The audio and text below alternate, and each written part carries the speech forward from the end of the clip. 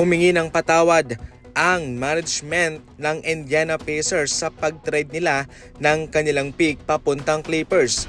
Wala pa kasing may alam noon kung anong pick ito, pero pagkatapos ng lottery draft, pumako sa number 5 overall pick ang pick ng Indiana na syempre napunta po sa Clippers dahil sa naging parte yun ng Ivica Zubac trade. So bale, ito ang pangkahalatang natanggap ng Clippers sa kanilang pag-trade kay Zubac sa Pacers. Si Benedict Mathurin, Isaiah Jackson, 5th overall pick at 2029 unprotected first round pick at meron pang future second round pick. Syempre, masamang balita po ito para sa Indiana Pacers, pero kung titingnan mo yung positibo dyan, ay meron kang Ivica Zubac. Bata pa si Zubac, mga idol, all-star po ito at makakatulong ng malaki sa kanila sa kanilang big man position. Kaya ganoon talaga, para makakuha ka ng isang talentadong player ay dapat ka ding magpakawala ng asset. At yun na nga, yung number 5th overall pick ng Indiana. Sa kabilang banda ay kahit paano hindi po na lugi itong Clippers sa kanilang ginawang ito, sapagkat yung una nga, yung kanilang pick ay napunta sa OKC Thunder bilang parte ng Paul George trade.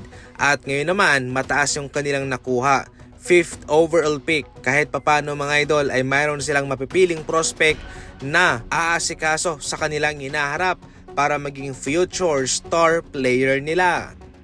Tuluyan na nga pong winalis ng Knicks ang Philadelphia 76ers sa kanilang laban, mga idol, at aabanti na po sa Eastern Conference Finals itong Knicks. Wala talagang naipanalong isang laban itong Sixers, mga idol. Tila sila'y nabulaga sa kung gaano kalakas itong New York Knicks. Kompleto ang kanilang lineup, grabe yung kanilang depensa. Yun ang hindi nila nadama sa Boston Celtics. Ngayon sila'y magpapahinga, kanilang sikasuhin ang kanilang mga manlalaro, ang kanilang lineup, kung mayroon pa silang gagawing pagbabago para sa next season. Sa kabilang banda naman ay natalo nga rin po ng Minnesota ang San Antonio Spurs. Malaki po ang naging impact ng pagka-eject nitong si Wembanyama sa kanyang ginawa, mga idol. Yung paulit-ulit ko na sinasabi ay parang wala pa naman sa frustration level itong si Wemby para magawa niya itong bagay nito.